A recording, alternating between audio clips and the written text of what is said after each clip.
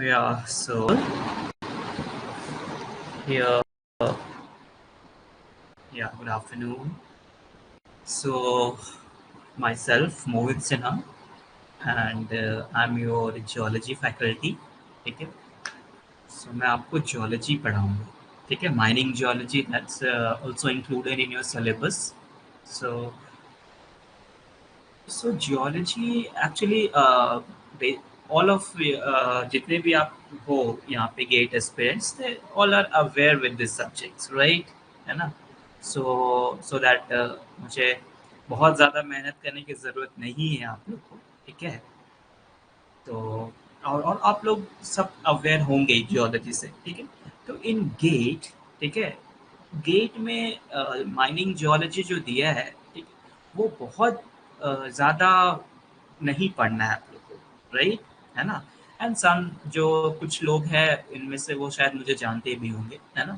Because geology के class mining yard में actually इसलिए मैं ही लेता हूँ, ठीक? So anyway, and one thing कि सिलेबस काफ़ी शॉर्ट है, ठीक है? क्वेश्चंस भी बहुत कम आते हैं, ठीक है? 1 और 2 questions has only come from this subject, ठीक है? But you know the GATE score is 0.3 marks is also important for your scoring, ठीक है? For your this specially this GATE, ठीक है? आपका एक क्वेश्चंस भी आपके लिए बहुत इंपॉर्टेंट है, ठीक है? ये तो आपको अच्छे से पता होगा। एक क्वेश्चन के लिए आप 10 चैप्टर पढ़ते हो, है ना? कि हमारा जो एक्यूरेसी पावर है वो उसमें बरकरार है, ठीक है? या एम आई ऑडिबल ना? Everybody all are hearing my voice or not? ऐसा नहीं कि मैं बोले जा रहा हूँ आप लोग सुनो नहीं. सो क्लियर है? या okay. Okay. So so the so next one is I'm going to start the subjects. Yeah, okay. ठीक है. तो I hope this is a very interesting subject, ठीक है? This is our first class, ठीक है? So I just want to interact you all guys, ठीक है ना? पहले आप इंटरैक्ट करो, ठीक है? If any queries in geology regarding geology, ठीक है, आप आराम से पूछ सकते हो मुझसे, ठीक है? नो एनी हेजिटेशन और कुछ भी कोई ज़रूरत नहीं है, ठीक है? I am just like your friend, है ना? तो आपका कहीं से भी कुछ भी क्वेश्चंस है ना, यू कैन आस्क, ठीक है?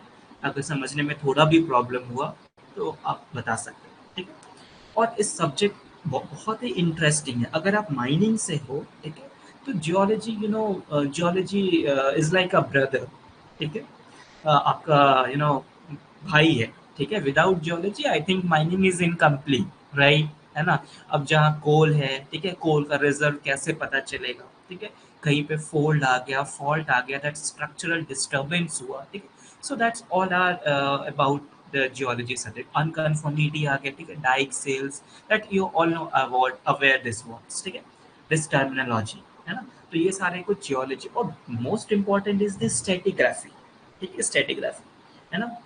अगर आप कोल इंडिया में जा रहे हो या फिर किसी भी पीएसयूज में जा रहे हो, ठीक है, कोई मिनरल एक्सप्लोरेशन कर रहे हो, तो उस एरिया का स्ट्रेटिग्राफी होना इम्पोर्टेंट है, ठीक है? और अगर मान लो आप गोंडवाना का सेक्शन ही नहीं पढ़े हो, ठीक है, और आप जाके कोल खोज रहे हो ऊपर वाले सेक्शन में, अपर गोंडवाना में, तो वो नहीं मिलेगा, ठीक है? So that's why geology is very important, है ना? कहाँ आपको एक्सप्लोरेशन करना है, कहाँ आपको क्या रिजर्व मिलेगा, पहले उस एरिया को जानना पड़ेगा, ठीक है? उसके स्ट्रेटिग्राफी को जानना पड़ेगा, ठीक है? तो स्ट्रेटिग्राफी इज अ ब्रांच, है ना? Is a branch of geology. Actually geology is a very vast subject, ठीक है? It's a very very vast subject, ठीक है? In this subject just include the various branches, ठीक है? So is the various branches, है ना? I'm just introduce the subjects, ठीक है? क्योंकि ऐसे तो आपको पता ही होगा, आप पढ़ के ही आए होंगे, ठीक है? Geology, okay? तो इसमें बहुत सारे ब्रांचेस है. जैसे एक ट्री होते हैं ना, ठीक है? ट्री ट्री में बहुत सारे ब्रांचेस होते हैं, राइट? है ना? तो इसमें आपका हो गया जियोमॉर्फोलॉजी, ठीक है? Geomorphology. This is the petrology, है ना? पेट्रोलॉजी. बहुत सारे ब्रांचेस है. स्टैटिग्राफी, ठीक है? स्टैटिग्राफी. फिर आपका पैलेंटोलॉजी, है ना? पैलेंटोलॉजी, रिमोट सेंसिंग और जीआईएस, ठीक है? फोटो जियोलॉजी भी बोलते हैं इसको, ठीक है? और फिर बहुत सारे ब्रांचेस है ना? Mineralogy, mineralogy. तो ऐसे ऐसे फिर ओशनोग्राफी, जो ओशन से रिलेटेड है, दैट्स इज कॉल्ड ओशनोग्राफी, ठीक है। प्लानिटरी साइंस, जो प्लैनेट से रिलेटेड है, ठीक है, प्लानिटरी साइंस। सो जियोलॉजी के पूरे कॉम्बिनेशन को, ठीक है, इस पूरे कॉम्बिनेशन को एक सब्जेक्ट का नाम दिया, दैट इज द जियोलॉजी, ठीक है। और हर एक अपना स्पेशलाइजेशन है इसमें, ठीक है। जैसे मैं आपको बता दूं कि आपका सिलेबस में क्या है, ठीक है। आई एम जस्ट, ये बताने का मेरा मोटिव यही है, ठीक है, कि अ, आपका सिलेबस क्लियर हो पहले, ठीक है। फिर आपका स्ट्रक्चरल जियोलॉजी तो मैं भूल ही गया, ठीक है। This is a structural geology also, structural geology, ठीक है। फिर दिस इज अ और जियोलॉजी, और भी ढेर सारे ब्रांचेस हैं, ठीक है। This various of branches that present in these subjects, ठीक है। So geology is the science, ठीक है, which dealing with are all these are branches, ठीक है। तो पेट्रोलॉजी, ठीक, एक एक करके ध्यान से समझो, है ना, because this is your syllabus, okay. So petrology मतलब होता है that's dealing with the rocks, ठीक है। जो रॉक्स के बारे में पढ़ाए, that is called the petrology. तो आपके सिलेबस में ये चीज मेंशन्ड है, ठीक है। दैट इज द, आप सिलेबस देखे होंगे, ठीक है, तो आपका लिखा है rocks, their origin and their classification, ठीक है, राइट। सो पेट्रोलॉजी, है ना, हम लोग पेट्रोलॉजी से ही स्टार्ट करेंगे बेसिकली, ठीक है। तो पेट्रोलॉजी आपका क्या है, सिलेबस में है, मतलब आपको रॉक्स के बारे में पढ़ना है और उससे क्वेश्चन भी आ रखे हैं, ठीक है। दूसरा है आपका मिनरोलॉजी। मिनरोलॉजी मतलब होता है that dealing with the minerals, ठीक है, जितने भी आपके पूरे अर्थ क्रस्ट में जितने भी मिनरल्स हैं, ठीक है। और आपको पता है कि कोई भी कंट्री, ठीक है, कोई भी कंट्री अगर किसी से जाना जा रहा है तो मिनरल्स एक बहुत मेजर ग्रुप होता है, ठीक है। कि अच्छा, इंडिया में कोल इतने रिजर्व है, आपको ही पता होगा, ठीक है, कोल इतने रिजर्व है, एल्यूमिनियम इतने रिजर्व, बॉक्साइट बॉक्साइट इतने रिजर्व है, ठीक है, कॉपर इतने रिजर्व है। तो उससे क्या होता है कि एक एक कंट्री रिप्रेजेंट होता है, ठीक है। तो मिनरल्स के बारे में भी जानना बहुत इंपॉर्टेंट है, ठीक है। दैट इज द मिनरोलॉजी, है ना। the subject that deals with the minerals is called the mineralogy, and this mineralogy is also included in your syllabus, ठीक है। So this is also in your syllabus, petrology, and this is the mineralogy. I hope all you understood ना, या syllabus ही बता रहा हूँ, ठीक है। All understood, या सो आप आराम से समझो, कोई इश्यू नहीं है उसका, ठीक है। इफ कहीं भी प्रॉब्लम हो तो मैं सारे का मैसेज देख रहा हूँ, ओके। आप कुछ भी पूछ सकते हो, ठीक है, अगर जहाँ भी आप नहीं समझ पाओ, ठीक है। सो मिनरोलॉजी मतलब क्या होता है, that deals with the minerals, okay। Now next one is the geomorphology. This is not your part of the syllabus. Geomorphology मतलब इसका geomorphology, it means इसमें जितने भी natural agents है, like river, like wind, like glacier, like lakes, ठीक है, ground water, जितने भी karst topography is the same thing, ground water, ठीक है। तो जितने भी आता है that is under in the geomorphology, ठीक है। अगर आप जियोमॉर्फोलॉजिस्ट हैं तो इस पे बहुत सारा रिसर्च चल रहा है, this is a research papers, ठीक है। तो this is a very very interesting paper, ठीक है। अगर आप इसको इंटरेस्ट लेके पढ़ते हो या फिर आप किसी फील्ड में जाते हो, इफ यू अगर आप सिलेक्शन हो गया, ठीक है, अच्छे कंपनी में, है ना, तो अगर आपको अच्छा जियोलॉजी है ना, ठीक है, remember this is a very very fact, this is a fact, ठीक है। अगर आपके पास जियोलॉजी अच्छा है ना, तो आपका जो स्ट्रेंथ, आपका जो पावर होगा, ठीक है, वो और हाई होगा, ठीक है। आपका जो एक होता है ना पैशन, ठीक है, वो लोगों के सामने थोड़ा अट्रैक्ट करेगा उसको, ठीक है। कि माइनिंग से होके भी अगर आप इतने अच्छे जियोलॉजी जानते हो, मतलब are you also a geologist, ठीक है। क्योंकि माइनिंग से पहले किसको पूछा जाता है, जियोलॉजी को, ठीक है।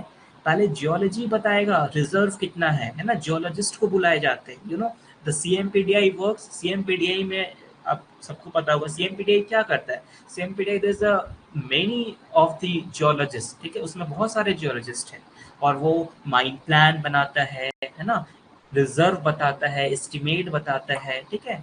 तो ये सब काम जियोलॉजिस्ट का है, ठीक है, वो बताएगा आपको, है ना, कि आप यहाँ पे माइंड को एक्सप्लोर करो, ठीक है, और आप फिर उसी जगह पे वो माइंड अपना चालू करो, ठीक है। So this is the very vast role in of geology, ठीक है। So you, I request you all to please never ignore this subject, whether it is a compact syllabus or very expand syllabus, ठीक है, doesn't matter. The matter is the knowledge, ठीक है। You must have to know, you must have to gain this subject, ठीक है। अगर आपका syllabus में नहीं भी होता ना, तो फिर भी मैं आपको पढ़ने बोलता कि आप जियोलॉजी पढ़ो। And I am damn sure कि योर 4 years बीटेक, ठीक है, 4 साल के बीटेक में आप जियोलॉजी जरूर पढ़ेंगे। Without geology, I repeat again, mining is incomplete. तो never skip this subject, either it is a boring और either it is a interesting, okay. Okay, so come on the topic. So geomorphology, it means which dealing with the like wind, river, ocean, whatever, whatever. ठीक है।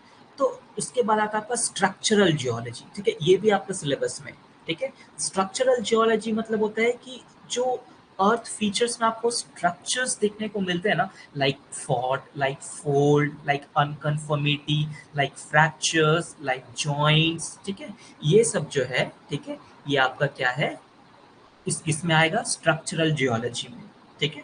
Now this is a stratigraphy. Stratigraphy मतलब होता है पूरे India का stratigraphy, मतलब कौन rock का डिपोजिशन किस एज का है ना, जियोलॉजिकल टाइम स्केल, ठीक है, इसमें सब कुछ आएगा स्ट्रेटिग्राफी में। जैसे अभी अभी कौन सा टाइम चल रहा है, एनीवन, आपको पता है अभी कौन सा एरा चल रहा है, कौन सा, किसको एरा बोलते हैं, किसको इपॉक बोलते हैं, ठीक है। अभी एक मेघालयन एज भी ऐड हुआ है ना, अगर आप अगर न्यूज से अवेयर हो गए तो with before the previous 1 year back, ठीक है, 1 साल पहले, 1.5 साल पहले एक ईयर एज हुआ, that is a Meghalayan age. आप बता सकते हो कि अभी कौन सा एरा चल रहा है? इज अ 4 एरा, है ना। फॉर्म आ गया, फिल कर सकते हैं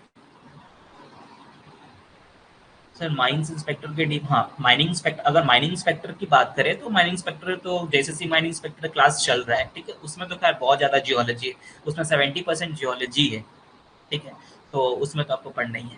तो आपको पता है अभी कौन सा एरा चल रहा है? Do you know? बताओ तो, एनीवन, आप किस एरा में जी रहे हो? किसी को पता है? एनीवन? जस्ट बी प्रैक्टिकल, है ना, आप मेरे साथ एकदम कंफर्टेबल फील कर सकते हो, ठीक है, कोई इशू नहीं है। Very good, Cenozoic era. Raj, I think you are also in JSSC mining inspector ना? सो ओके, यस, ठीक है। So this is the Cenozoic era, है ना। सो अभी क्या चल रहा है हमारा? Recent era is the Cenozoic era, ठीक है, ओके। What is era? देखो, यही प्रॉब्लम है, ठीक है, अभी आपको पता ही नहीं है कि ये जियोलॉजी सब्जेक्ट है क्या, ठीक है ना। This is actually time units, ठीक है, टाइम यूनिट्स, है ना, एरा, इपॉक, पीरियड, एज, ठीक है, इस तरीके से हम लोग डिवाइड करते हैं। जब आप स्ट्रेटिग्राफी, जब आप डीप में जाओगे जियोलॉजीज, ठीक है, तब आपको समझ में आएगा, है ना।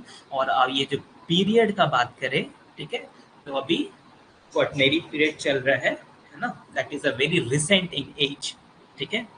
सो एनीवे, और अगर हम जियोलॉजी की बात करें, Phanerozoic eon, this is the Holocene, yes, ठीक है, होलोसिन अभी चल रहा है, so that you can correlate with the stratigraphy also, ठीक है। So next one is the, ये भी आपका सिलेबस में है, ठीक है। Next one is your palaeontology. Palaeontology आपके सिलेबस में नहीं है, ठीक है, this deals with the fossils, ठीक है।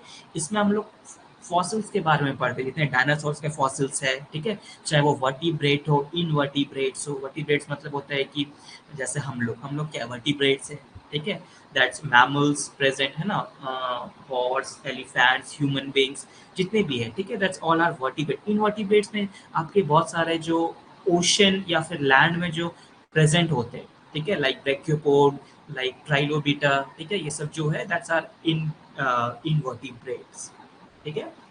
तो ये सब हम लोग वर्टिब्रेट और इनवर्टिब्रेट किस में पढ़ते हैं? Fossils, that is a palaeontology, ठीक है। ओशनोग्राफी में हम लोग ओशन के बारे में पढ़ते हैं, और ओरिजिनेसिस, ओरिजिनेसिस हम लोग पढ़ते हैं और जियोलॉजी, ठीक है, मतलब और ड्रेसिंग, ठीक है, ये भी आपके सिलेबस में। So what is this syllabus, ठीक है, first I am write down the syllabus, है ना। This is the mining geology का सिलेबस है। देखो पहला में आपका मिनरल्स, अगर आप सिलेबस नहीं देखे होगे तो देख लो, मिनरल्स। दूसरा में है रॉक्स एंड देयर ओरिजिन, ठीक है, रॉक्स एंड देयर ओरिजिन, ठीक है, एंड क्लासिफिकेशन, एंड क्लासिफिकेशन, ठीक है। This is your syllabus, current syllabus of your GATE examination, ठीक है। थर्ड में है आपका ओरजेनेसिस, ओरजेनेसिस, ठीक है।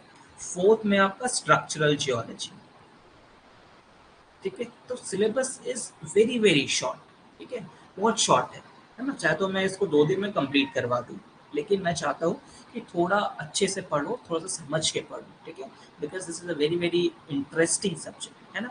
तो मिनरल्स जो डील करेगा, that subject is called the, branch is called the mineralogy, okay. Rocks and their origin, अभी मैंने बताया, दिस इज द पेट्रोलॉजी, ठीक है, that deals with the rocks. Ore genesis में क्या आएगा आपका, this is called the ore geology, ठीक है। और स्ट्रक्चरल जियोलॉजी को हम लोग स्ट्रक्चरल जियोलॉजी ही बोलते हैं, ठीक है। इसमें आपका फोल्ड फॉल्ट वगैरह है, ठीक है। So this is your GATE syllabus, ठीक है। सो दोज जो नहीं देखे हैं वो सिलेबस को लिख सकते हो, ठीक है, मेंशन कर सकते हो। और वन थिंग, अगर जब मैं क्लास लूंगा, ठीक है, तो आई request you all the gate experience कि आप अपने साथ एक पेन और एक कॉपी को साथ में रखें, ठीक है, बिकॉज कंपाइल नोट्स के फिराक में मत रहना, ठीक है। जो मैं क्लास में पढ़ाऊंगा that is more than enough, है ना। तो उसको आप लिखते जाना, ठीक है, वो उससे क्वेश्चन आपका आ जाएगा, ठीक है, छूटेगा नहीं। जितना मैं पढ़ाऊंगा उससे क्वेश्चन कहीं नहीं जाएगा, ठीक है। आपका 1 नंबर या 2 नंबर जो, सॉरी 1 या 2 क्वेश्चन जो भी आएगा वो आपके फेवर में होगा, ठीक है, अगर आप सीरियसली अगर क्लास कर लिए। Clear? Okay, so next start. Today I will I'm going to start the petrology, okay। Upon start करते हैं पेट्रोलॉजी, ठीक है, पेट्रोलॉजी, ओके। सो पेट्रा मतलब ही होता है रॉक्स, ठीक है, और logos you know study, the study of rocks is called the petrology, ठीक है। तो this only mention in the syllabus the rocks and their origin, ठीक है। तो रॉक्स, तो how many types of rocks, now my question is how many types of rocks, anyone, how many types of rocks, everyone give the answers। 3, very good, 3, है ना। You all know because this is a very basic question, है ना, class 6 or 7th question, ठीक है, yeah, very good, है ना। So there is only 3 types of rock: igneous rock, sedimentary rock, and the metamorphic rock, ठीक है, that you all know, है ना, you all know, है ना, yeah, okay, 3, very good, ठीक है। So yeah, this is the 3 types of rock, है ना। But अब हम लोग पढ़ेंगे तीनों टाइप का ओरिजिन, क्लासिफिकेशन, है ना, और उसका रॉक टाइप्स, ठीक है। तो उससे पहले मैं आपको कुछ बताना चाहता हूँ, है ना। जैसे मैं बात किया रॉक साइकिल का, ठीक है, rock cycle, what is rock cycle, ठीक है। देखो प्राइमरी रॉक किसको बोलते हैं, अच्छा एक बताओ प्राइमरी रॉक किसको बोलते हैं, which is called which rock is called the primary rock, now tell me which rock is called the primary rock, igneous, ठीक है, very good, igneous rock is called the, हाँ very good, igneous rock is called the primary rock, है ना। तो हम लोग primary rock से obvious सी बात है शुरू करेंगे, ठीक है, igneous rock, this is igneous rock। तो रॉक साइकिल में क्या होता है, अब ये igneous रॉक का फॉर्मेशन कैसे होता है वो जानो पहले, ठीक है, how the igneous rock will form, है ना। तो यू नो कि जो हमारा अर्थ क्रस्ट है, ठीक है, this is the earth crust. अच्छा वन थिंग मैं आपसे पूछना चाहता हूँ, ठीक है, कि रॉक साइकिल तो चलो ठीक है मैं बता दे रहा हूँ, क्या आपको थोड़ा सा इंटरेस्टेड हो इंटीरियर ऑफ द अर्थ जानने में, इफ़ यू ऑल इंटरेस्टेड तभी मैं बताऊंगा, क्योंकि मैग्मा कहाँ से आ रहा है ना, ये सब मैं अगर थोड़ा भी जानने का इच्छा है, सो कमेंट बॉक्स में यस लिखो तब बताऊंगा, तो फिर मैं डायरेक्ट इग्नियस से शुरू करूंगा, ठीक है। If you want, if you know yes yes okay, everyone right, yes ठीक है, तभी मैं बताऊंगा।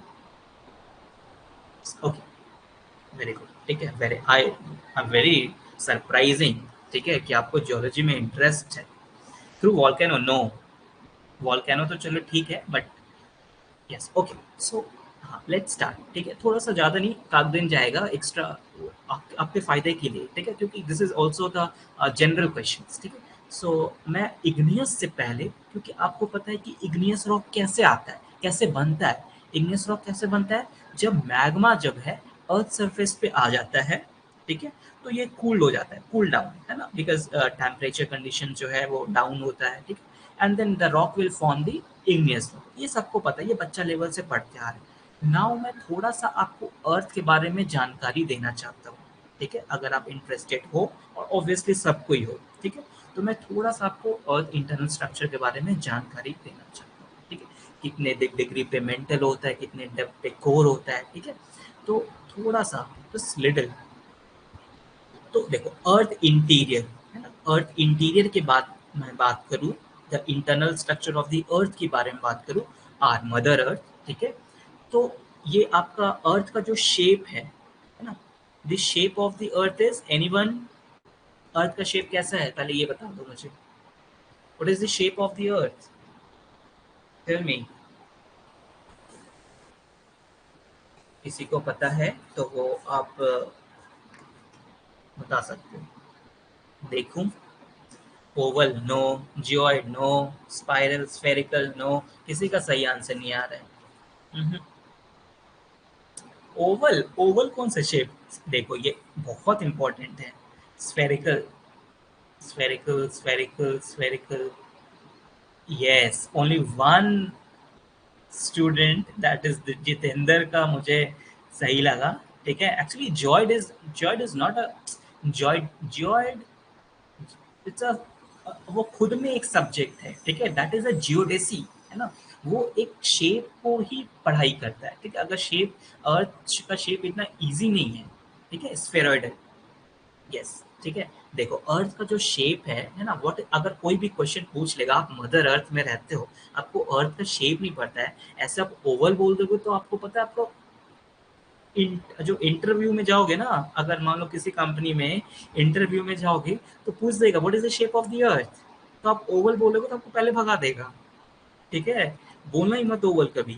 बहुत लोग का ओवल ओवल आंसर हो रहा है, ठीक है। The shape of the earth is the oblate spheroidal, ठीक है, रिमेंबर, ऑब्लेट स्फेरॉइडल, ठीक है, ऑब्लेट इस टाइप का होता है, थोड़ा सा फ्लैट होता है, अर्थ ओवल नहीं है, ठीक है, या अर्थ पूरा स्फेयर भी नहीं है, ठीक है, और अर्थ का शेप इतना इजीली आप नहीं निकाल सकते, क्योंकि अर्थ ऐसे थोड़ी है, अर्थ में बहुत सारे एंडुलेशन है, बहुत सारे माउंटेन्स है, ठीक है, अर्थ तो हमारा इस तरीके से, ठीक है। तो जियोडेसी ने क्या किया कि जहां जहां पे जितना यूनिफॉर्म जो सर्कल हो सकता है, ठीक है, उसको ज्वाइन किया, ठीक है, फिर एक टर्म निकल के आया, that is the oblate spheroidal, ठीक है, ऑब्लेट मतलब होता है थोड़ा सा जो ऊपर का जो पोर्शन है वो अर्थ का हमारा फ्लैट है, ठीक है, रिमेंबर, है ना, so that is the shape of the अर्थ, ठीक है। Now my next question is the, what is the average radius of the earth, anyone, what is the average radius of the अर्थ, देखो थोड़ा इसमें कितना आंसर आता है, yes, Aditya, very good, and what is the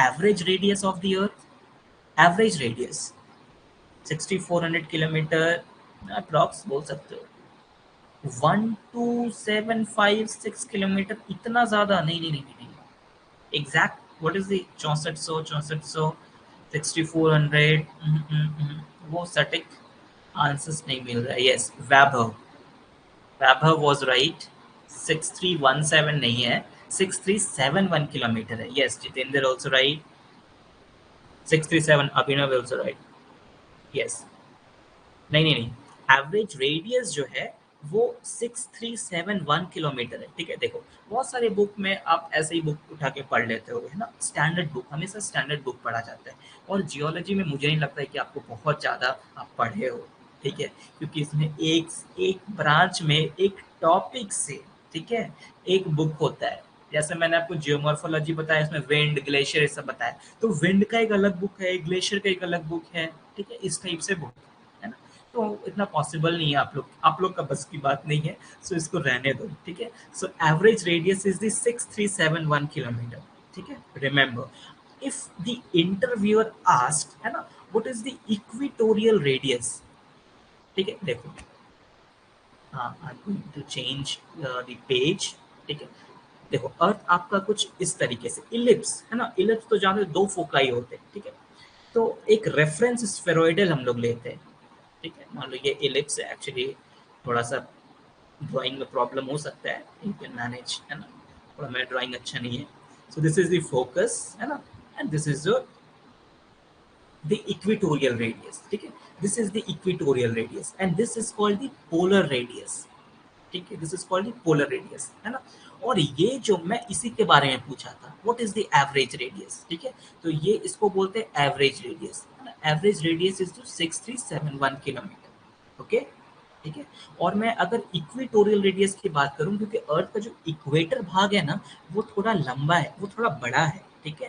polar है, वो थोड़ा short है, रिमेंबर, याद रखना, ठीक है। इक्वेटोरियल रेडियस है आपका 6378.15 किलोमीटर, ठीक है। और अगर पोलर रेडियस की बात करूं, तो इसका 6356.8 किलोमीटर, ओके, ठीक है, रिमेंबर, ठीक है। सिर्फ एवरेज रेडियस से थोड़ा सा और मैं एक्स्ट्रा आपको बताया, ठीक है ना। और भी कुछ होता है, ये इस वाले को पोलर फ्लैटनिंग बोलते हैं, इस वाले को इक्वेटोरियल बल्ज बोलते हैं, ठीक है, जिस कारण से टाइड वाइड आता है। तो एनीवे, इतना आपको जानने की जरूरत नहीं है, बस आप इतना जान लो कि equatorial radius, polar radius and the average radius, ठीक है। Now my question, next question is this is a very basics question, ठीक है। What is the density of the earth, what is the density of the earth, density of the earth is, चलो बताओ, what is the density of the 67 kilometer, yes, ठीक है, 67 kilometer, okay. What is the density of the earth? 5.5, very good, ठीक है, या everyone knows, ठीक है। तो 6 नहीं होता है, परितोष, सॉरी, 6 नहीं होता है, ठीक है, 5.5, this is the, earth is the densest planet, ठीक है, earth is the densest planet in the solar system, ठीक है। पूरे सोलर सिस्टम में सबसे ज्यादा अर्थ की ही डेंसिटी होती है, ठीक है। और जो इधर वाले प्लैनेट है, that is called the terrestrial planet, ठीक है। दो टाइप के प्लैनेट्स होते हैं, एक टेरेस्ट्रियल, एक जोवियन प्लैनेट। टेरेस्ट्रियल मतलब जो मरकरी से सटे होते हैं, ठीक है, और जोवियन मतलब जो जुपिटर के बाद, जुपिटर से, ठीक है। 5.5, वेरी गुड, ठीक है, yes. So density of the earth is 5.5, पूरा बोलो, यूनिट कौन बोलेगा, 5.5 ग्राम पर सीसी, ठीक है, ऐसे लिखते हैं, ठीक है। और अगर मैं बात मास की बात करूं, मास ऑफ द अर्थ, तो बताओ मास क्या है अर्थ का, कितना किलो का है, नॉट टेल मी, कितना वेट है अर्थ का, बताओ, यस, कितना वेट है, कितना, सॉरी, कितना मास है अर्थ में,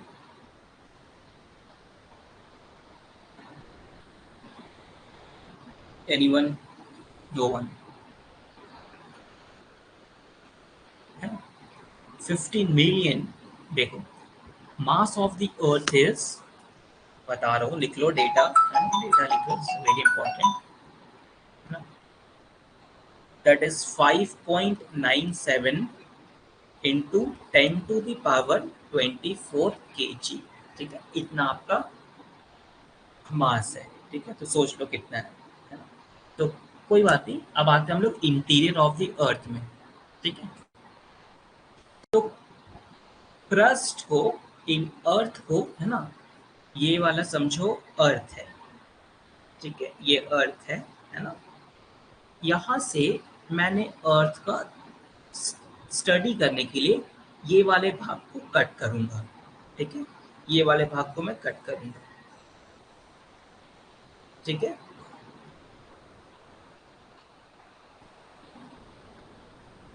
ठीक है, ये वाले भाग को मैं कट करूंगा, ओके। इसी के मदद से हम इंटरनल स्ट्रक्चर ऑफ द अर्थ को जानेंगे, ठीक है। तो ये आपका हो गया दिस, है ना, ओके। ये अर्थ का ही पार्ट है, ठीक है। इसको मैंने एक स्लाइस काट लिया लाइक अ केक, ठीक है। तो आपको पता है कि अर्थ इज डिवाइडेड इनटू, अर्थ को कितने भाग में डिवाइड किया बताओ तो, हाउ मेनी, 5.9, हाँ ठीक है, 97, वेरी गुड, 3, ओके। एनीवन, कितने लेयर्स में डिवाइड किए हैं? 3 दैट इज दी, आपका सबका आंसर हुआ क्रस्ट मेंटल को, ठीक है, क्रस्ट मेंटल को, आई नो, आई नो, ठीक है, आपका आंसर यही होगा, ठीक है, but answer is wrong, answer is wrong, ठीक है। बस करो, हो गया, आंसर रॉन्ग है, आंसर गलत है। क्रस्ट मेंटल को कितने भाग, अगर 5, 4,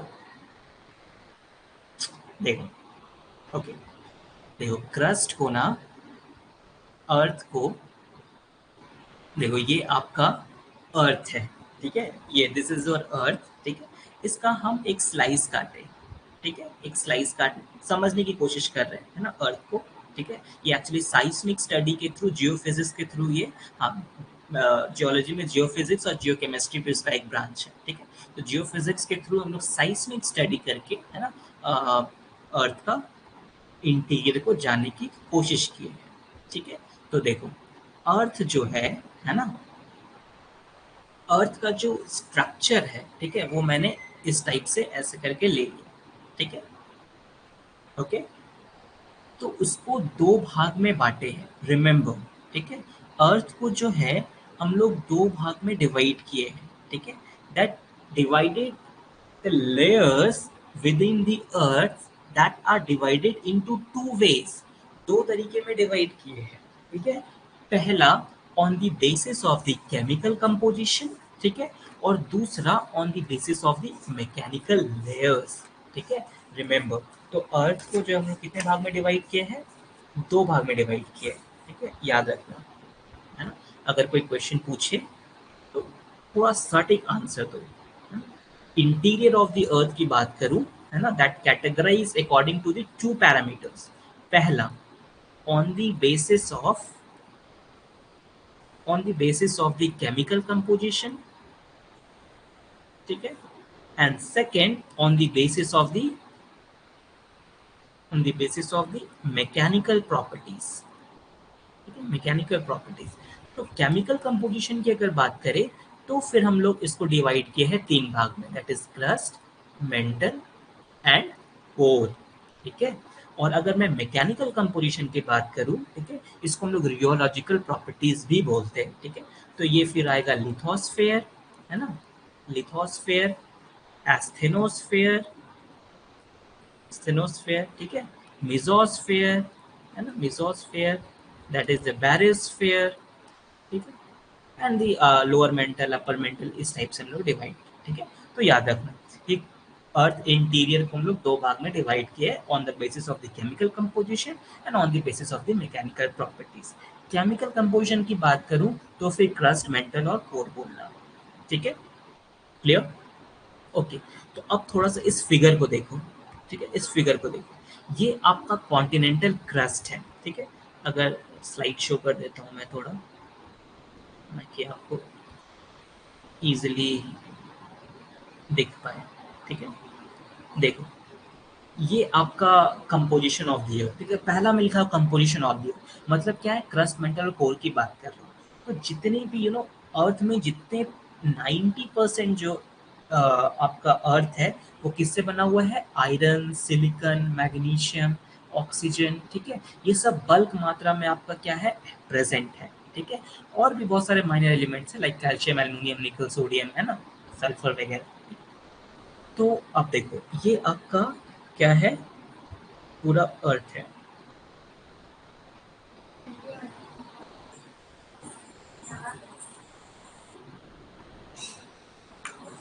Yeah, okay. So this is your sorry for interruption. Yeah. So this is the crust, है ना, अब दो टाइप का होता है कॉन्टिनेंटल क्रस्ट। अब इस फिगर में थोड़ा ध्यान से समझने की कोशिश करना, ठीक है। ये देखो, ये जहाँ पे कर्सर जा रहा है वहाँ पे ध्यान से समझना, ठीक है। ये आपका कॉन्टिनेंटल क्रस्ट है, ये आपका ओशन है, ठीक है। तो आपको पता है कि ऊपर वाला जो हमारा अर्थ का जो परत है, ठीक है, और जो सरफेस है वो कॉन्टिनेंटल क्रस्ट है, और जो डिप्रेस्ड फॉर्म है वो ओशन है। दो ही चीज़ है हमारा, है ना। क्रस्ट की बात करूँ तो crust is divided into to type, है ना। That is first one is a continental and second one is ocean, ठीक है। अब डिपेंड करता है कि कॉन्टिनेंटल कितना किलोमीटर तक है और ओशन कितना किलोमीटर तक है, ठीक है। तो याद रखना, कॉन्टिनेंटल जो है वो अगर एवरेज कॉन्टिनेंटल क्रस्ट की बात करूं तो that is only 35 kilometre average, और ओशन की बात करूं तो that is only 5 to 7 kilometre, ठीक है, उसका एवरेज रेडियस, एवरेज डेप्थ, ठीक है। लेकिन कॉन्टिनेंटल क्रस्ट में अगर मान लो मैं माउंटेन भी ऐड कर दिया ना तो उसका 70 to 80 किलोमीटर एवरेज चला जाता है, ठीक है। ये कॉन्टिनेंटल, सिर्फ और सिर्फ कॉन्टिनेंटल का बात करें, ठीक है, तो एवरेज 75 to 80, क्योंकि उसमें इंक्लूडेड द माउंटेन ऑल्सो, ठीक है।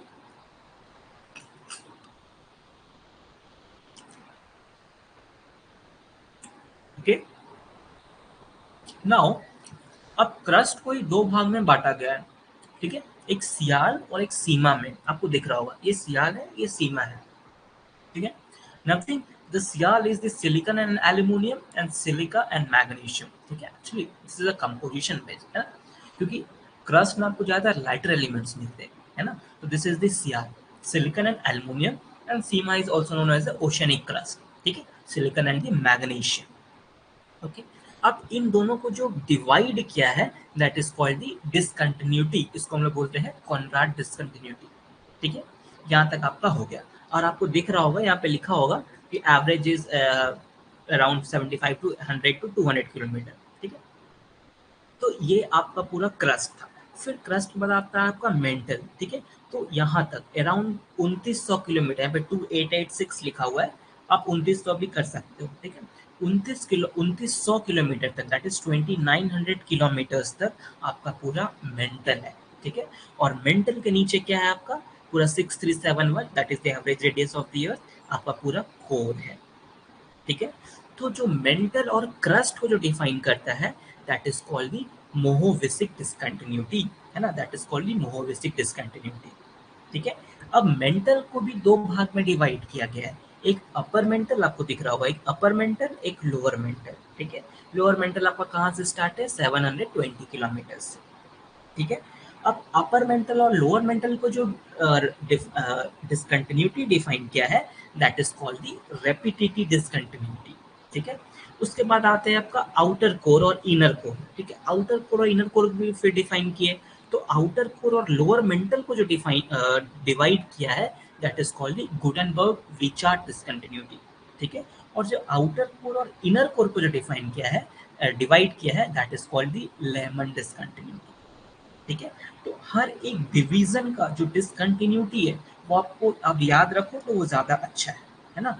और अगर मैं मैकेनिकली प्रॉपर्टीज का बात करूं इसमें, तो देखो लिथोस्फेयर, लिथोस्फेयर क्या कंसिस्ट करेगा, पूरा क्रस्ट, ठीक है, पूरा क्रस्ट और upper part of the upper mantle, ठीक है। Upper part of the upper mantle जो भी है वो आपका लिथोस्फेयर कंसिस्ट करता है, ठीक है। उसके नीचे लिथोस्फेयर के नीचे क्या आता है आपका एस्थेनोस्फेयर, जो कि प्लास्टिक है, ठीक है, उसका जो लिक्विडस है ना। फिर उसके नीचे आता है आपका मिजोस्फेयर, और पूरा बैरिस्फेयर पूरे होल कोर को बोलते हैं।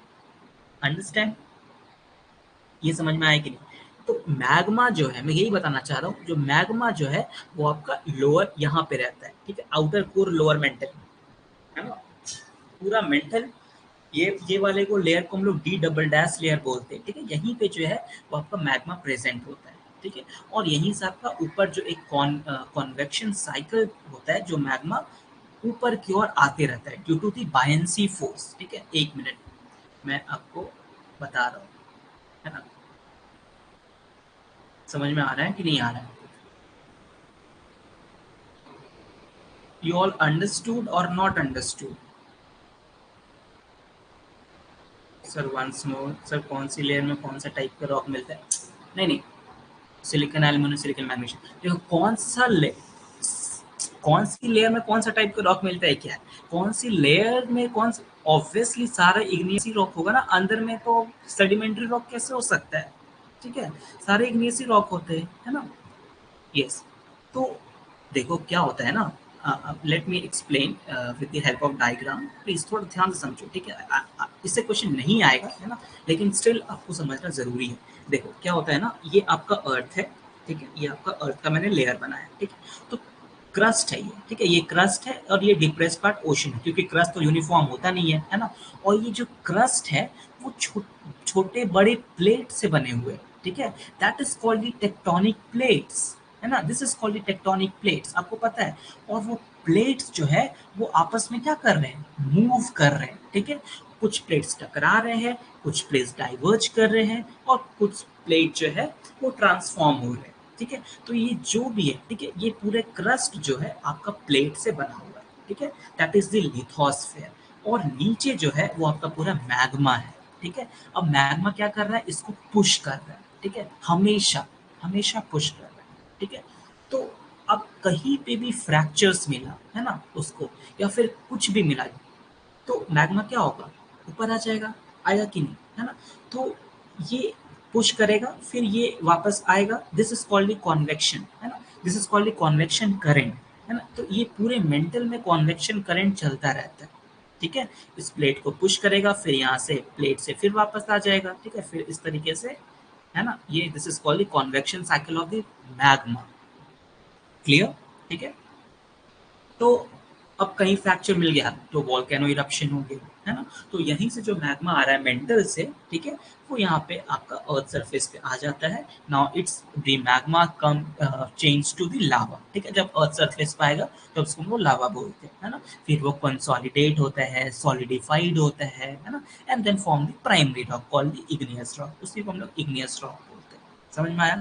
तो जितने भी प्लेट्स हैं, ठीक है, this is called the tectonic plates. अगर मान लो कि प्लेट्स जो है, ठीक है, वो आपस में कॉन्वर्ज कर रहे हैं, that is called the converging plate, ठीक है। तो मान लो ये ओशनिक प्लेट है ना, और ये कॉन्टिनेंटल प्लेट है, ठीक है। तो देखो ये ओशनिक क्या हो रहा है, सबटैक्ट हो रहा है, जैसे टकराएगा, ठीक है, एक दूसरे से टकराएगा तो जो डेंसर प्लेट होगा, और याद रखना जो डेंसिटी होती है ना वो ओशनिक की ज्यादा होती है, ठीक है। जो डेंसेस्ट प्लेट है, ऑब्वियसली जो भारी प्लेट है वो नीचे जाएगा, ठीक है। तो नीचे जो है ना, वो आपका this is called subduction zone, है ना, इसको बोलते हैं हम लोग सबडक्शन जोन, ठीक है। यहाँ से आपका प्लेट जो है वो नीचे फिर से चला जाएगा, है ना। तो आपको पता है अभी ऐसा कौन, आपको बहुत 6 और 7 मेजर प्लेट इतना तो पता ही होगा, पैसिफिक प्लेट है ना, अंटार्कटिक प्लेट, जो भी, ठीक है। तो आपको पता है कि अभी कौन सा प्लेट जो वो सबडक्शन स्टेज पे है, एनीवन, वो कौन सा प्लेट है जो सब्ट्रैक्ट कर रहा है अभी। यस, वाटर वाटर, अभी मैं रॉक साइकिल नहीं बताया ना।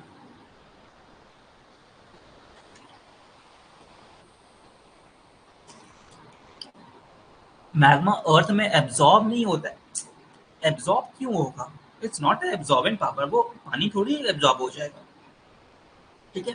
वो कूल्ड होके वो रॉक बनाता है ना, सानू कुमार, वो कूल्ड होके रॉक बनाएगा, ये मैग्मा है, ये पानी थोड़ी है कि एब्जॉर्ब हो जाएगा, ठीक है। फिलीपींस प्लेट, देखो नहीं, पैसिफिक प्लेट, ठीक है, पैसिफिक प्लेट अभी डिक्लाइनिंग स्टेज में है, रिमेंबर। अगर आप प्लेट टेक्टोनिक्स थोड़ा भी पढ़े होगे, अब आप लोग सच में क्या बता रहा हूँ, मैं डायरेक्ट इंग्लिश स्टार्ट करता हूँ। एक्चुअली पैसिफिक प्लेट जो है ना वो डिक्लाइनिंग स्टेज में है, ठीक है। आप कभी वर्ल्ड का मैप देखना, है ना, घर जाके देखना, घर में ही होगा एक्चुअली, क्लास खत्म होने के बाद देखना, कि पैसिफिक प्लेट के पास एक रिंग ऑफ फायर लिखा रहता है इस तरीके से, ring of fire. Ring of fire क्यों लिखा हुआ है, क्योंकि पैसिफिक प्लेट डिक्लाइनिंग स्टेज में है, ठीक है। और वो जो है प्लेट जो क्या कर रहा है, सबडक्ट कर रहा है, ठीक है। अब जब सबडक्शन होगा, ठीक है, ये पैसिफिक प्लेट है मान लो, तो यहाँ पे क्या होगा, बहुत सारा वॉल्केनिज्म होगा, है ना, बहुत सारा अर्थक्वेक एक्टिविटीज आएंगे, है ना। तो यहाँ पे इसीलिए उसको बोला है ring of fire. Ring of fire means there is so many of the volcanic activity present in this site, ठीक है, and so many of the volcanism of the and the earthquakes, ठीक है, are also active in this zone, ठीक है। तो remember Pacific plate जो है वो भी सबडक्टिंग प्लेट में है ना। और आपको पता है कि जो कॉन्टिनेंट्स है वो भी मूव कर रहे हैं, है ना। गोंडवाना अगर पढ़े होगे तो हमारा इंडिया कहाँ मूव कर रहा है, नॉर्थवर्ड में, ठीक है, नॉर्थवर्ड में मूव कर रहा है। आपको पता है पहले हम लोग एशिया जुड़े हुए थे, ठीक है, फिर धीरे धीरे धीरे धीरे कॉन्टिनेंट जो है वो सेपरेट हुए, ठीक है। That's a various story behind this, ठीक है। तो एनीवे, ये समझ में आया, है ना। तो याद रखना कि जो ओशन प्लेट है, ठीक है, जो ओशनिक प्लेट है वो आपका ज़्यादा डेंसर होता है। देखो यहाँ पे दो चीज़ लिखा हुआ है, यहाँ पे मैंने कंपैरिजन लिखा है, ठीक है। Chemical, this is the crust, crust को हम लोग सियाल और थोड़ा सा इसको बड़ा कर देते हैं कि आप देख पाओ, है ना। देखो, this is the sial and the sima, sial is the continental crust and sima is your oceanic crust, ठीक है। whose thickness is 8 to 40 kilometre and sima approx 5 to 7 kilometre होता है। यहाँ पे 16 किलोमीटर लिखा हुआ है, ठीक है, पूरे को लेके। इसकी डेंसिटी की बात करूँ तो देखो 2.9 होता है ओशियनिक का, 2.8 होता है, 2.6 होता है बेसिकली, ठीक है। तो आपको पता है कि जो सीमा है वो ज़्यादा डेंसेस्ट है, ठीक है, सीमा जो है वो ज़्यादा डेंसेस्ट है, ठीक है। और ये टेम्परेचर है, आपको हर 32 मीटर पे, ठीक है, हर 32 मीटर पे जाओगे तो 1 डिग्री सेल्सियस बढ़ जाएगा, ठीक है। और दोनों ही सॉलिड है, ठीक है। अगर रॉक कंपोजिशन की बात करूं तो जो कॉन्टिनेंट ग्रेनाइट से बना हुआ है ना, that is the more silica, magnesium और एल्युमिनियम सिलिकेट से। और सीमा इज और magnesium, this is a basalt, this is a less silica, है ना। So magnesium rich silicates. So one thing मैं आपको एक चीज और बताना चाहता हूँ, ठीक है। देखो एक चीज और समझो, कंपोजिशन की जब भी बात करें ना, अगर सिलिका के बेसिस पे, क्योंकि सिलिका पूरे सिलिकेट रॉक्स भरे पड़े, ठीक है। तो अगर आप कोर से, हमेशा कोर से क्रस्ट की तरफ जब भी जाओगे, ठीक है, याद रखना सिलिका परसेंटेज SiO2 इंक्रीज करेगा, ठीक है। और जो dark, this is called the lighter elements, ठीक है। और जितने भी डार्कर एलिमेंट्स हैं, है ना, लाइक लाइक ये लाइक मैग्नीशियम, है ना, लाइक आयरन, है ना, ये सब जितने भी है, कैल्शियम वगैरह, ये सब डार्कर एलिमेंट्स हैं, ठीक है। वो सब क्या करेगा, डिक्रीज करेगा जब आप कोर से क्रस्ट की तरफ जा रहे हैं, और वाइस वर्सा, आप क्रस्ट के कोर की ओर जाओगे तो सिलिका डिक्रीज करेगा और darker elements like magnesium, iron, है ना, ये सब जो है वो आपका इंक्रीज करेगा, ठीक है, जब क्रस्ट और कोर की तरफ से जाओगे। इसीलिए यहाँ पे लिखा हो ग्रेनाइट, लेस सिलिका क्यों लिखा हुआ है, क्योंकि आपका क्रस्ट की बात हो रहा है, ठीक है। अब देखो धीरे धीरे आप जैसे नीचे जाओगे ना तो आयरन और मैग्नीशियम बढ़ता रहेगा और सिलिका घटता रहेगा। जैसे देखो, मेंटल की बात करूँ तो अपर मेंटल 100 किलोमीटर तक है, that is called lithosphere also, and lower mental that is 2900 kilometre तक है, ठीक है। और ये एवरेज डेंसिटी 3 to 11 ग्राम पर सीसी, ठीक है। Temperature is this also solid. So iron and magnesium ring silicates, ठीक है। और अगर मैं बात करूं कोर का, ठीक है, तो कोर किससे कंपोज्ड है, नाइफ से, ठीक है। Ni and Fe, ठीक है, Ni फॉर द निकल and Fe for the iron, ठीक है। मोस्टली 95% आयरन है, 5% आपका निकल है, ठीक है। तो आउटर कोर जो होता है ना, वो रिमेंबर आउटर कोर आपका लिक्विड होता है, ठीक है। आउटर कोर लिक्विड के कारण, और नीचे है तो ऑब्वियसली वो डार्कर एलिमेंट्स होंगे, ठीक है, उसमें बहुत सारे आयरन प्रेजेंट होंगे। तो अर्थ का जो मैग्नेटिक फील्ड है, अर्थ का अपना मैग्नेटिक फील्ड आपको पता है, ठीक है, वो कहाँ कॉन्सेंट्रेटेड है, आउटर कोर में, रिमेंबर, ठीक है।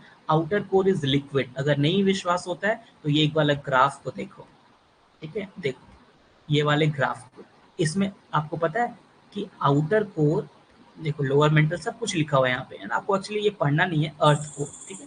देखो the S wave are not transmitted by the non rigid substance. आपको पता है कि वेव्स होते हैं, है ना, primary waves called P waves और सो कॉल्ड लॉन्गिट्यूडनल वेव, और एस वेव। तो एस वेव जो सेकेंडरी वेव्स है वो this also called transverse wave. Transverse wave आपका लिक्विड में ट्रांसमिट नहीं करता है, ठीक है। तो लिक्विड जैसे ही आएगा, ठीक है, देखो यहाँ पे आपको सिर्फ दिया हुआ है ये ग्राफ, देखो, ठीक है। यहाँ पे देखो पी वेव की वेलोसिटी, ये पी वेव की वेलोसिटी, एस वेव की नहीं है, ठीक है। ये पी वेव की वेलोसिटी जो है वो घट जा रही है 2900 किलोमीटर में, that is a Gutenberg discontinuity में। मतलब क्या है कि पी वेव की वेलोसिटी इतना घट गया और एस वेव पूरा ही टर्मिनेट हो गया, मतलब है ही नहीं, वैनिस्ड हो गया, ठीक है। तो इसका मतलब ये है कि आउटर कोर जो है वो पूरा लिक्विड है, ठीक है, और अर्थ का जो मैग्नेटिक फील्ड है वो यहीं पे आउटर कोर में कंसंट्रेटेड है, ठीक है, ये याद रखना। और आउटर कोर से ही थोड़ा सा ऊपर में एक डी डबल डैश लेयर होता है जहाँ पे आपके सारा मैग्मा प्रेजेंट होता है, ठीक है।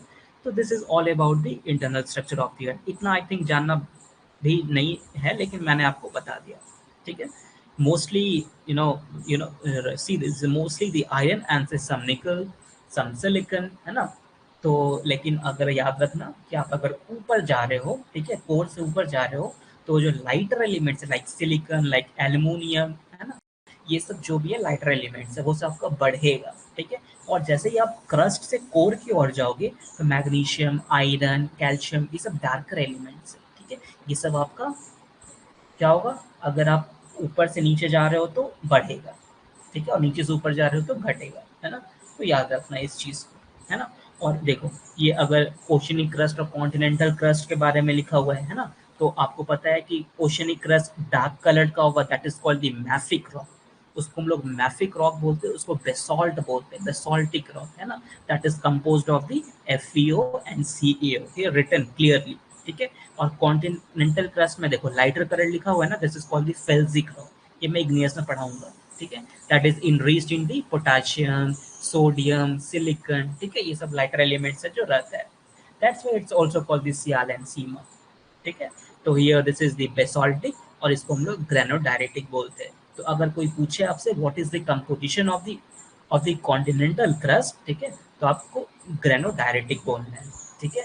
और अगर कंपोजिशन पूछे ओशनिक क्रस्ट का तो आपको एसॉल्टिक बोलना है, ठीक है। डेंसिटी इज और हायर, ऑब्वियसली डेंसिटी 2.9 होता है, ठीक है, तो इसीलिए ओशनिक क्रस्ट सबडक्शन होता है ना। और कॉन्टिनेंटल क्रस्ट आपका lower, this is the lower in density and this is the more buoyancy, ठीक है। थिकनेस की बात करूं तो याद रखना ओशनिक क्रस्ट थिन होता है, ठीक है, और कॉन्टिनेंटल क्रस्ट थिकर होता है, ठीक है। आपको पता है क्योंकि ये सिर्फ 5 से 7 किलोमीटर तक ही होता है ना। और अगर आइलैंड ले ले तो 15 किलोमीटर तक, ठीक है। और कॉन्टिनेंटल की बात करूँ तो 30 किलोमीटर इसका एवरेज है, लेकिन अगर माउंटेन ले ले तो इसका 80 किलोमीटर तक हो जाता है, ठीक है। एलिवेशन बात करूं तो ये आपका डिप्रेस्ड है ना, सबमर्ज्ड है, that is called mid oceanic ridge, ठीक है। और ये आपका एलिवेटेड है क्योंकि इसमें आपका कॉन्टिनेंटल क्रस्ट में क्या प्रेजेंट है, माउंटेन है, ठीक है।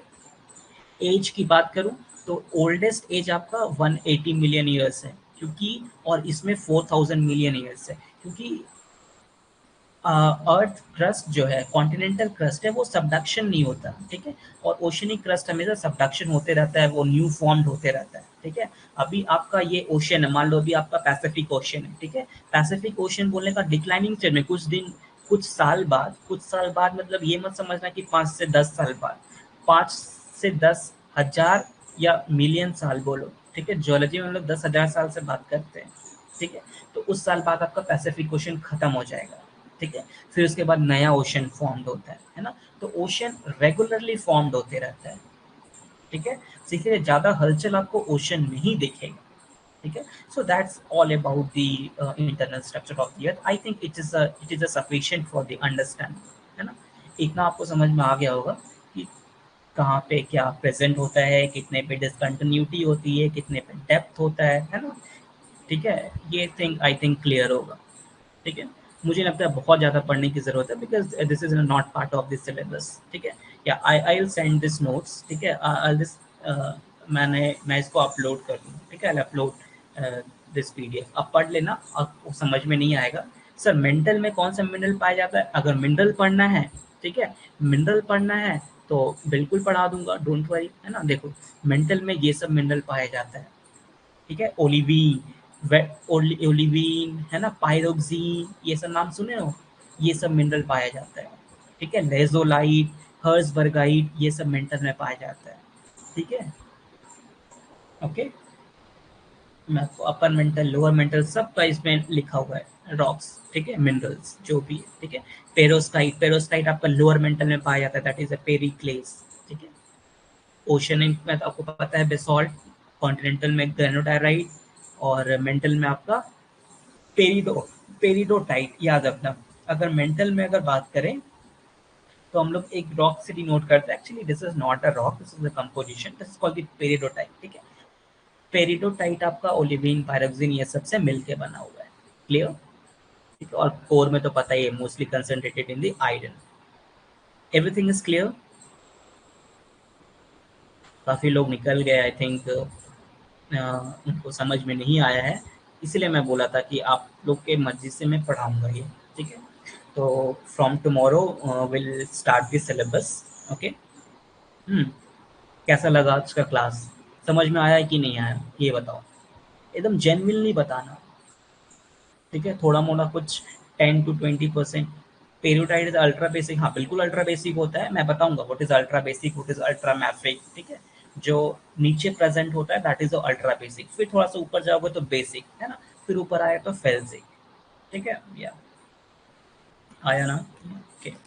एनी सब सब सब थोड़ा बताना तो सबको आया? थोड़ा आया, ओके। ओके आदित्य। सर मेरा क्वेश्चन क्या था जितेंद्र, आपका question? What is the question? क्या था क्वेश्चन, फिर से बोलना। What is the question? 75% आ गया। अरे ऊपर में, मैं ऊपर में कैसे जाऊंगा, आप बता दो क्या था क्वेश्चन। ओके, ठीक है, कल से अपन देखो, इससे क्वेश्चन नहीं आएगा, डोंट वरी, है ना? इससे क्वेश्चन नहीं आएगा, बस समझने के लिए। ठीक है, कल से अपन सिलेबस पे आएंगे डायरेक्ट इग्नियस पे।